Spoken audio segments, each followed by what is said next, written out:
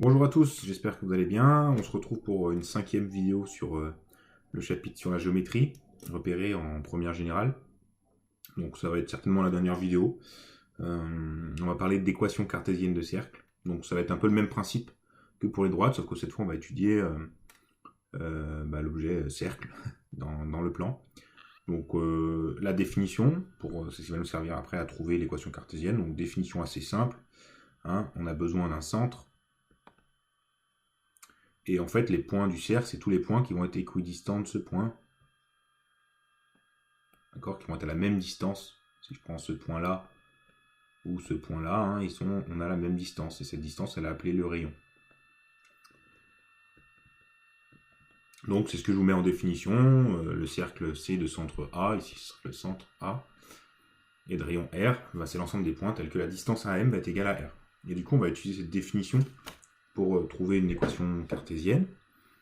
Pour ça, voilà, on va prendre que M il appartient au cercle, donc je vais prendre les mêmes notations. Hein, ça veut dire que AM égale R, et du coup on a un objet, enfin un outil pour calculer la distance. On peut utiliser par exemple la formule de la distance, ou qu'on a revu avec le produit scalaire.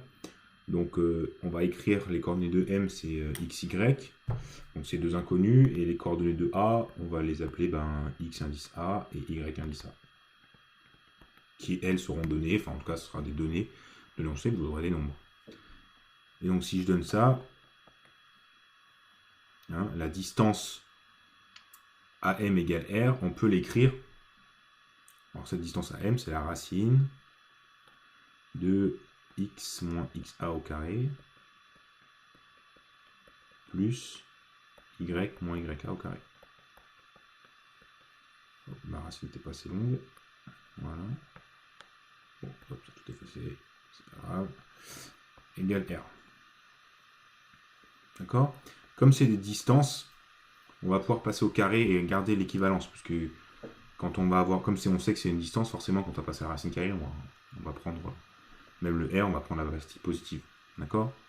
Donc on va obtenir en passant au carré x moins xa au carré plus y moins ya au carré égale r au carré. Et c'est cette équation-là qu'on va appeler équation cartésienne du cercle. Sur cette équation cartésienne, on peut lire facilement les coordonnées du centre, et on peut lire le rayon. Donc c'est assez intéressant. On sait que donc ça nous donne une équation, comme pour les droites, une équation. Si le point, si je regarde, j'ai un point, que je remplace x et y par les coordonnées de ce point-là, si l'équation est vérifiée, bon, alors c'est un point du cercle. Si elle n'est pas vérifiée, ce n'est pas un point du cercle. Voilà pour cette équation, c'est assez simple. Maintenant qu'on a vu les équations cartésiennes de droite, on est un peu plus habitué. Donc c'est exactement ce que je vous ai écrit dans la proposition. On obtient exactement la même forme. Donc comme je l'ai dit dans la remarque, il suffit de vérifier que si les coordonnées vérifient l'égalité. Alors petit exemple rapide, si je vous donne un point et un rayon, l'équation cartésienne, hein, elle va être de la forme x moins la première coordonnée de A, donc moins 1, tout ça au carré, plus y moins la coordonnée de A, la deuxième coordonnée de A, pardon, au carré, égale le rayon au carré, donc 3 au carré. On peut écrire M appartient au cercle, si seulement si. Donc si je peux juste simplifier un petit peu l'écriture.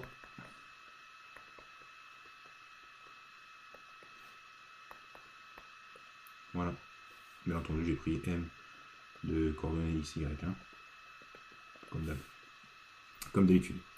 Donc voilà, faites une remarque aussi quand vous lisez, si vous avez une équation cartésienne, une remarque que je peux faire, quand vous lisez les coordonnées du point, hein, là vous voyez qu'on a un plus 1, mais la coordonnée du point c'est bien moins 1, parce que dans l'équation on a x moins la coordonnée. Donc si on a un plus, c'est un moins le nombre qui est après. Donc faites attention, ça peut être une erreur un petit peu classique.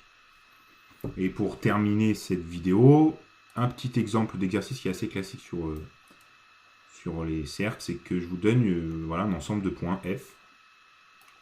Et en fait, si vous voulez, c'est la forme développée d'un cercle. Voilà, je prends l'équation que j'ai écrite là, je la développe, je mets tout du même côté.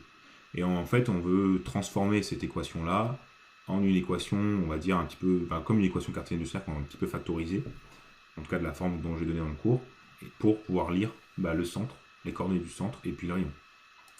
Donc pour ça, on va faire un exercice, enfin une méthode qu'on a déjà utilisée un petit peu quand on étudiait les polynômes, la factorisation partielle d'une entière marquable. Je m'explique.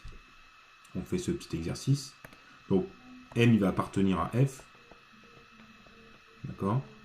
Si et seulement si, on a la même équation, mais je vais regrouper ce qui est avec des x, donc x au carré moins 4x, et ce qui est avec des y, pour mettre ensemble.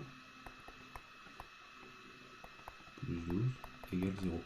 Et en fait, ici, je remarque que ce terme-là, c'est le début d'un développement d'une unité remarquable. Effectivement, si je développe x moins 2 au carré, je vais obtenir x au carré moins x fois 2 fois 2, donc 4x, plus 4. Donc ce qui est en bleu ici, enfin ce que j'ai souligné en bleu, en fait c'est x moins 2 au carré, auquel j'ai enlevé 4.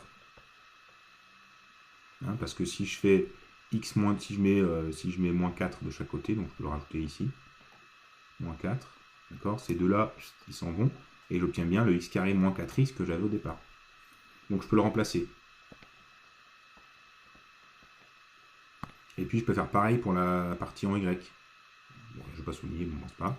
Donc ce y au carré plus 6y, c'est le début du carré. Alors on va peut-être faire comme ça, peut-être pour expliquer. Alors on va écrire ça. C'est le début de y plus 3 au carré. On va faire comme ça, comme la même méthode. Parce que, encore une fois, si je développe, je vais avoir y au carré, donc ça je l'ai, plus 2 fois y fois 3, donc plus 6y, et après, je vais avoir plus 3 au carré, plus 3 au carré, donc plus 9. Et donc je vais faire moins 9 de chaque côté. Je vais écrire ici, hop, moins 9, ce qui me permet d'enlever ce 9 là. Et donc ce y au carré plus y, je vais mettre cette forme un peu factorisée, on va dire, qu'on peut appeler un peu factorisée. Là, je vais l'écrire, du coup, y plus 3 au carré, moins 9. Et on voit qu'on se rapproche là, de l'équation cartésienne de type qu'on a mis dans le cours. Donc là, il faut que j'ai plus qu'à m'occuper des constantes. X moins 2 au carré, plus y plus 3 au carré. Donc on a moins 4, moins 9, moins 12. Là, c'est bien 0. Donc moins 4, moins 9, ça fait moins 13. Donc il me reste moins 1. Égal 0. Je vais passer ce 1 de l'autre côté, en faisant plus 1 de chaque côté.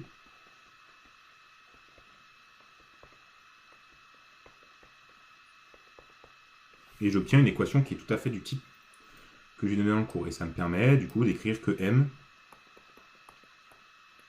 appartient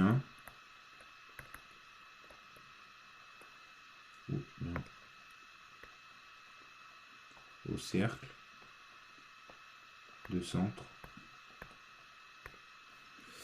Donc le centre, après, on l'appelle comme on veut. On va l'appeler A pour respecter, enfin pour faire comme dans le cours. Ses coordonnées, du coup, pour l'abscisse, on a x-2, donc ça va être 2.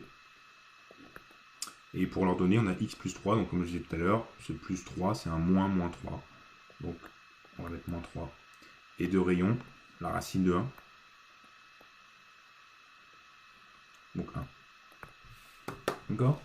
Vous pouvez avoir aussi, au passage, ce type d'exercice en vous disant, est-ce que cet ensemble de points est un cercle? Donc, s'ils arrivent à mettre sous cette forme-là, c'est que c'est un cercle et vous pouvez lire les coordonnées du centre et le rayon. Ce qui peut arriver, c'est qu'ici on obtienne, alors quand je dis ici, c'est de la partie droite de l'égalité, on obtienne un nombre négatif. Et du coup, ce sera pas, c'est un ensemble de points vides, puisque ce qui est à gauche c'est une somme de carrés, donc c'est forcément positif. Donc si ce qui est à droite de l'égalité, vous obtenez quelque chose de négatif, c'est qu'il n'y a aucune valeur de x et de y qui peuvent vérifier cette égalité-là. Donc c'est l'ensemble vide. Donc, voilà. Voilà, donc c'est assez proche. Hein. Vous voyez, une fois qu'on a fait les équations cartésiennes de droite, bon, bah, celles de cercle, elles ne sont pas très compliquées, puisqu'elles utilisent un outil qu'on a même vu en seconde, hein, la distance, qu'on peut utiliser aussi avec le produit scalaire, ce qu'on a fait cette année, mais voilà, ça revient au même. Et après, c'est le même principe. J'obtiens une équation qui me permet, avec les coordonnées d'un point x et y, de savoir s'il appartient au cercle ou non. Et potentiellement, c'est un exercice de savoir déterminer de plus précisément un ensemble de points, et donc, c'est-à-dire trouver le centre et le rayon. Donc, voilà, vous avez l'ensemble du cours fait sous forme de vidéo. Il y en a 5, n'hésitez pas à les revoir. J'ai fait une playlist pour ça, donc voilà, vous pouvez les voir tout à la suite, même si c'est un peu long. N'hésitez pas à les revoir si besoin. Et j'espère que tout ça vous aura été utile et vous servira même l'année prochaine peut-être pour faire des petites révisions. Voilà, passez une bonne journée, au revoir.